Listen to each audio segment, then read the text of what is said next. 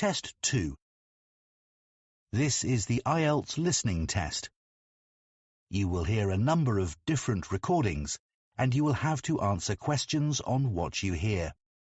There will be time for you to read the instructions and questions, and you will have a chance to check your work. All the recordings will be played once only. The test is in 4 parts. At the end of the test, you will be given 10 minutes to transfer your answers to an answer sheet. Now turn to Part 1.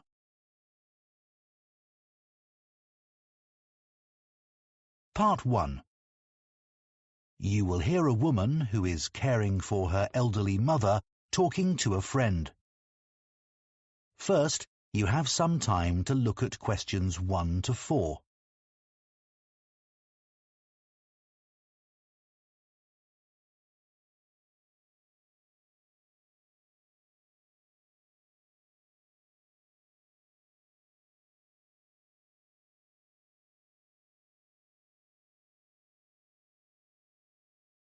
Now listen carefully and answer questions 1 to 4.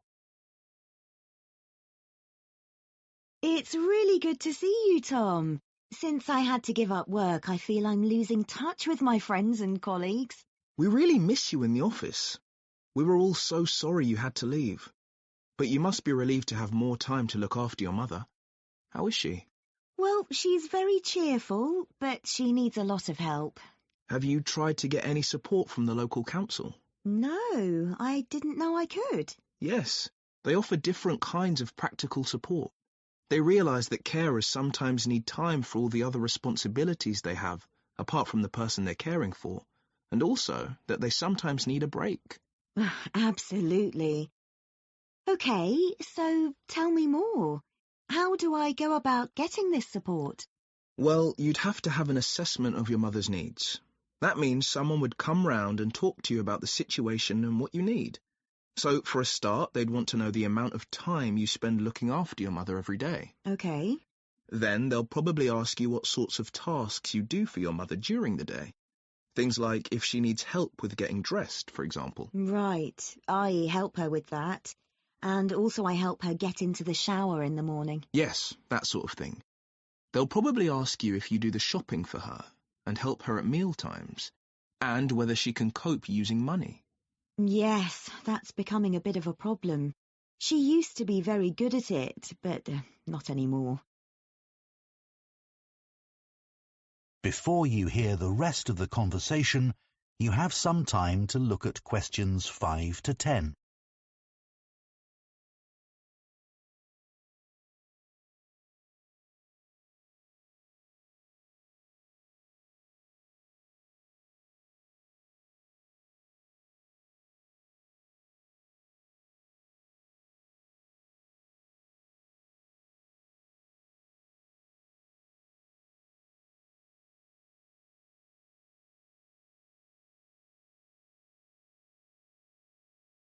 Now listen and answer questions 5 to 10. And be ready to tell them about anything you find particularly difficult about caring for your mother. So recently I've noticed she's started to have quite bad problems with her memory.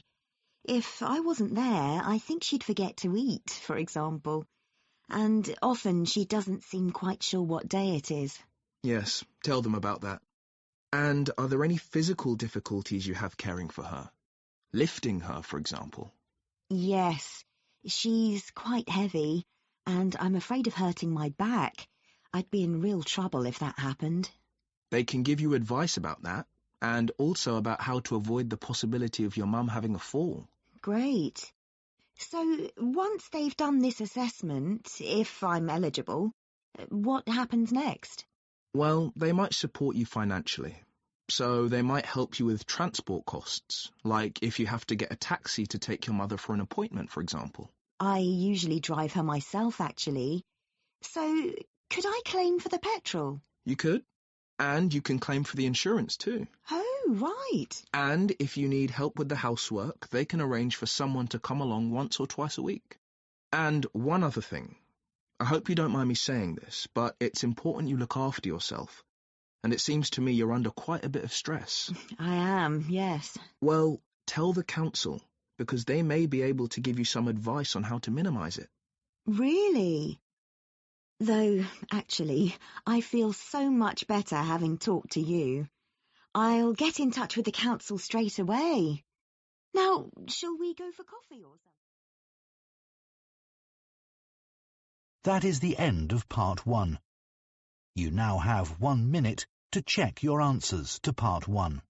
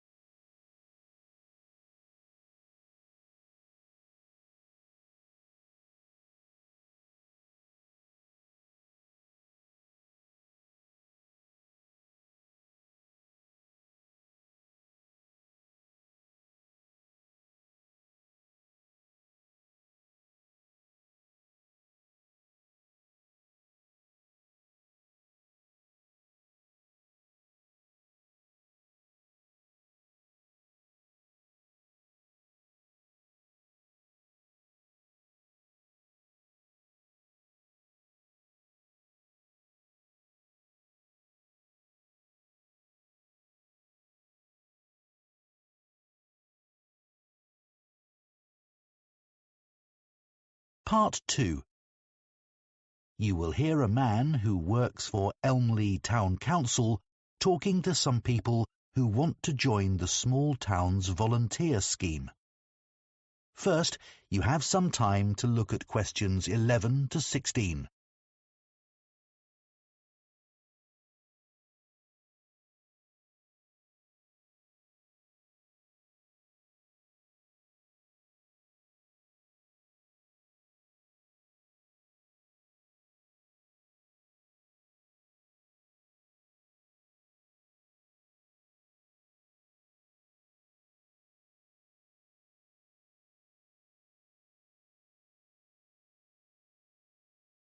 Now listen carefully and answer questions 11 to 16.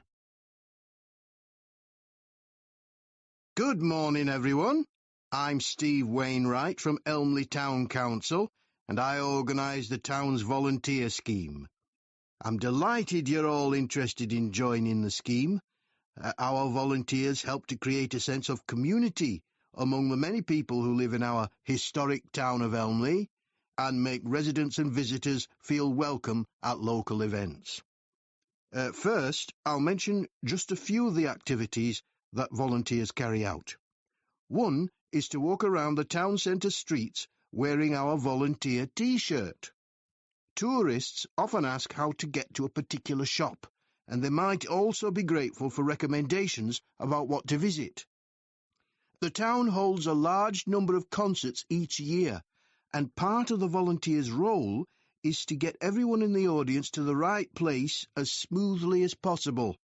You'd be surprised how many people buy tickets, then don't check them, and head for the wrong section of the hall. Volunteers may get involved with community groups, such as sports clubs or gardeners' associations. Here, the volunteers talk about how groups can help each other. For instance, a writing group might want to travel to another town to hear a talk by a well-known author, but may not know that another club has a coach they could travel in. The town produces a monthly magazine, and anyone who lives in the town can send in articles. It's free to residents and is paid for by local businesses. That's the responsibility of the council's advertising department. We depend on volunteers, though, to find out what people think of events they've attended, and any suggestions they have for the future. The volunteers then send a summary to the editors. There are a number of clubs for retired people, and every year the council arranges lunch for all the members. The volunteers welcome the guests, and when everyone's sitting down and relaxing after the meal, some volunteers put on a show, usually around half an hour of songs and short plays. The club members really welcome the chance to chat to the volunteers at these events. The town council has a website, of course, and volunteers are asked to help by making sure residents know about it. It's updated every day with information about future activities, and we want as many people as possible to use it. Before you hear the rest of the talk, you have some time to look at questions 17 to 20.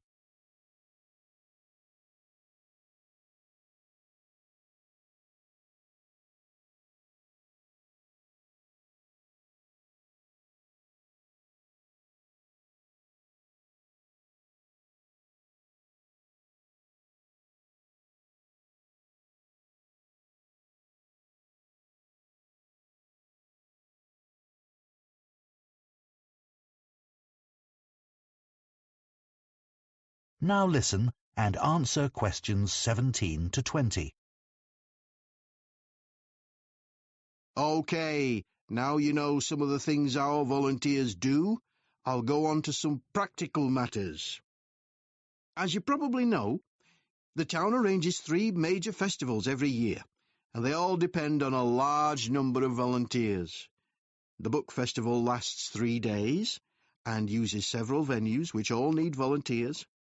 More are needed for the music festival because that lasts a whole week, and even more help is required for the science festival, even though it's only 2 days long. It involves quite a lot of venues, though.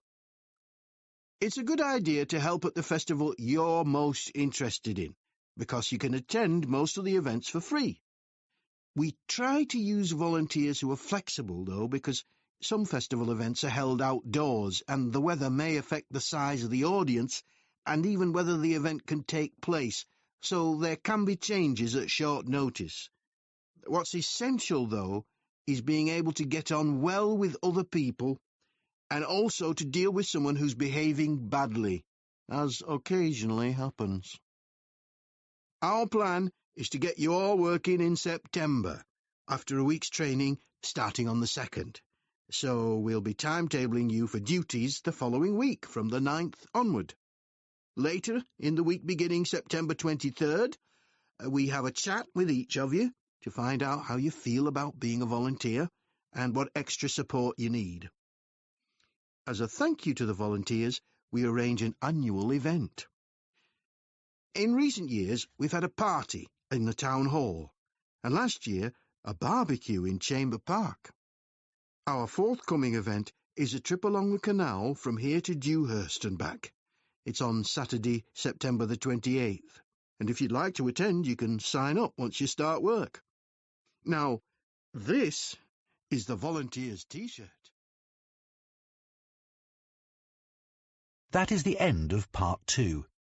You now have 30 seconds to check your answers to Part 2.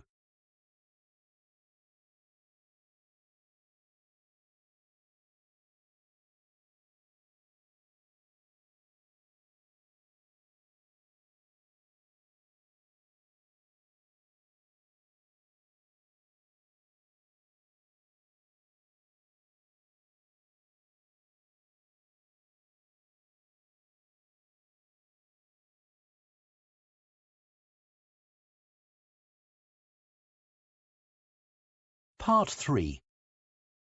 You will hear 2 students called Rosie and Colin discussing their human geography assignment.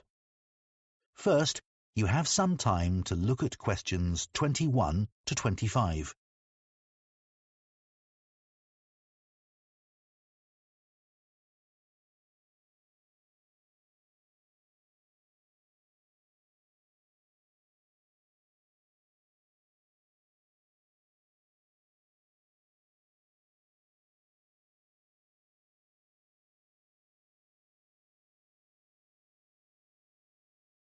Now listen carefully and answer questions 21 to 25.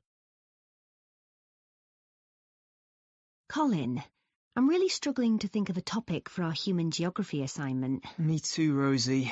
I'll tell you what, let's think about the different aspects of human geography and see if we can narrow the topic down a bit to help us decide. OK, so one aspect is population. That would be all about population density and migration and so on. Lots of facts and statistics. Maybe a bit boring? Yeah, but quite straightforward to find on the internet. Suppose so. How about health? I'd never thought about the links between that and geography until Professor Lee gave us that lecture on cholera. How in the 19th century, a physician used street plans and plans of water supplies to find the source of a cholera epidemic. Yes, fascinating, wasn't it? Mm. Or we could do something more general, like economies. So how financial and commercial factors are linked to the physical environment? Yeah. I thought that had been taken off the syllabus for this year. Has it? I'm not sure, but it might be best to avoid it. OK. Maybe we could do something on culture. We had that lecture about culture and geography last week. I didn't get much out of that. It was all so general, and the lecturer didn't give any useful examples. Yeah, I hardly took any notes. It didn't seem worth it. Me neither. We could focus on poverty. That's something that's a global problem. The trouble is, Dr. Lee was saying, that you have to be careful with some of the figures relating to poverty. They're sometimes deliberately manipulated. You mean the information gets changed for political reasons? That sort of thing, yes. Before you hear the rest of the discussion, you have some time to look at questions 26 to 30.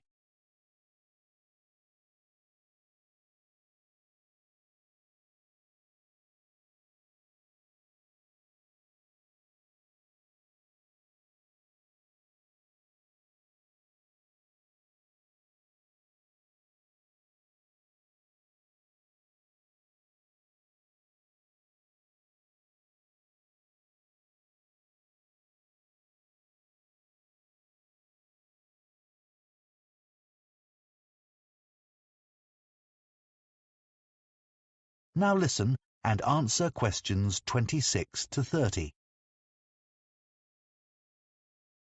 So what are we going to do our assignment on? I'll tell you what, one of the possibilities we haven't discussed is urbanisation.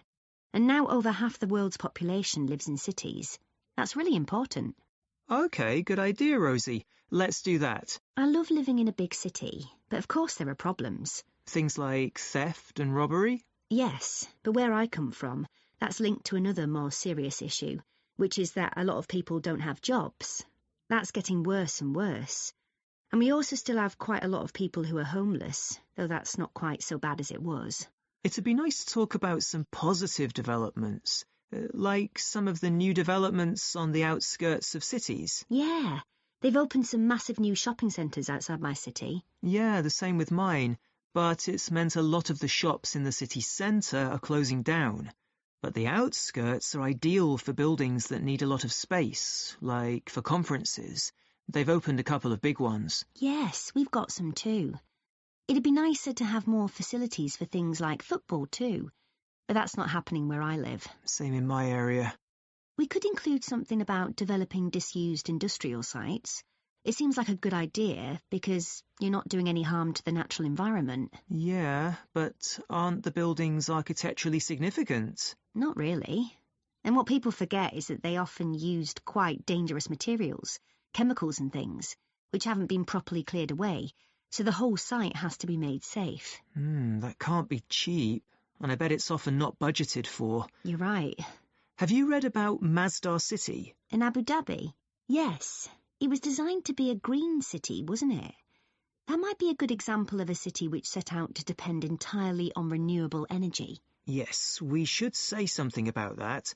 It was designed to be totally pedestrianised too, wasn't it? With the transport underground. Yes, and they had big plans for recycling to reduce waste to the lowest possible level.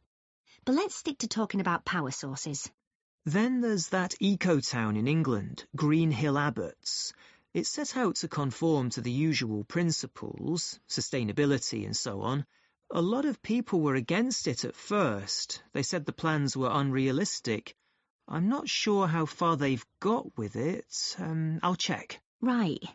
So it looks as if we have a sort of plan, and we can work from... That is the end of part 3. You now have 30 seconds to check your answers to Part 3.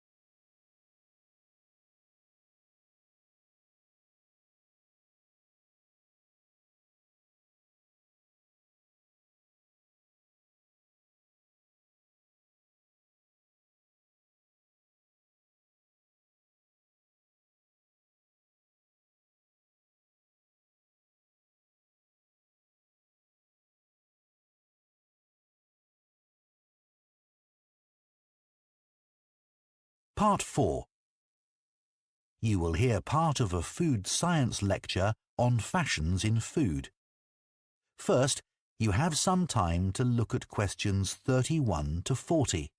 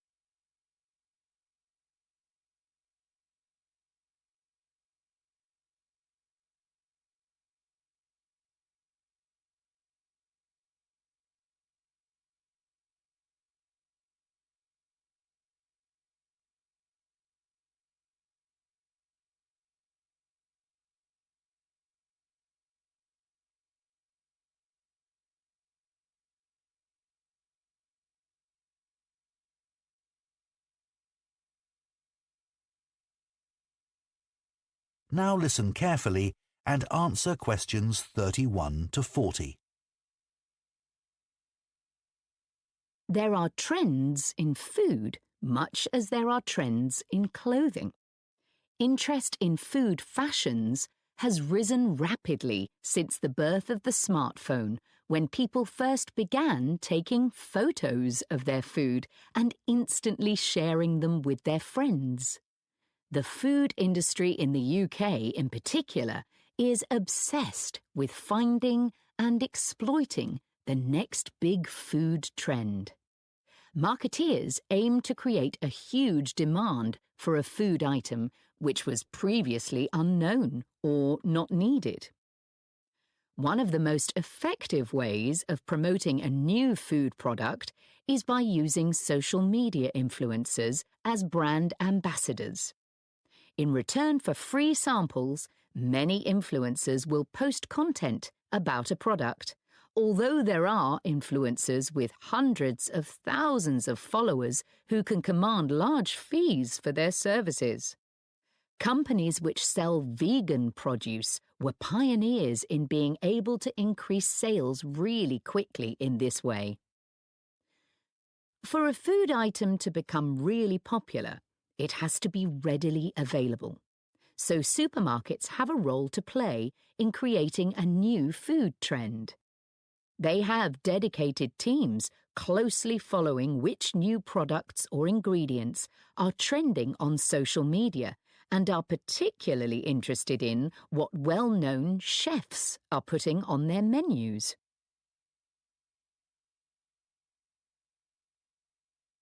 I'd like to look at a few examples of marketing campaigns which were really successful in launching a new fashion trend. Starting in the 1990s with the avocado. A British PR company was hired to raise its profile and stimulate demand. They paid for a group of journalists to travel out to South Africa to meet avocado farmers. Articles written following this visit helped to educate the British public about the avocado, which at this time was certainly not the daily staple it's since become. Advertisements were designed to promote the avocado as a superfood, rich in nutrients and therefore beneficial for health. Avocados became hugely fashionable, and within a few years, UK avocado sales had grown from £13 million annually to around £150 million, making it one of the most successful fresh produce campaigns in UK history. Oat milk is a recent example of a new product which became fashionable very quickly. Now there are many brands available, but one company which had early success was the Swedish brand Oatly. They attracted a lot of attention with a media campaign which used provocation as a way of getting their message across effectively. The fact that this campaign aggravated competitors producing milk from dairy cows was seen as a plus, as it helped to make oat milk seem cool. In the USA, the brand decided against a big retail launch in favour of getting the product into coffee chains, which removed the need for a big advertising budget. This proved far more effective than offering samples in supermarkets. Oat milk had an advantage over other alternative milk products, such as almond milk. Many consumers prefer it because it has less of an impact on the environment. It requires significantly less water to produce than other alternative milk products, and it also has a relatively low carbon footprint. Norwegian scray, a rarely available seasonal fish delicacy, otherwise known as Arctic cod, is now found on the menus of Michelin-starred restaurants throughout Europe. The demand for scray has been used by a food marketing agency to build the reputation of Norway's fisheries in general. Marketing surveys have shown that a significant number of shoppers now associate Norway with excellent seafood. Food trends can be considered a good thing in some ways, as they can benefit farmers and food producers enormously. The public can also be encouraged to buy things which are more sustainably produced. But ethical concerns have been raised about the effects a surge in demand can cause. Quinoa is a classic example. This plant is native to Peru, and when demand peaked some years ago, the price soared, making it unaffordable for local people. While the popularity of quinoa has benefited farmers financially, there have been other negative consequences. As demand grew, farmers began working the land all year round in order to produce more quinoa. One issue has been that the fertility of the soil decreased dramatically, which could potentially lead to desertification in some areas. Another example would be the case of... That is the end of Part 4. You now have 1 minute to check your answers to Part 4.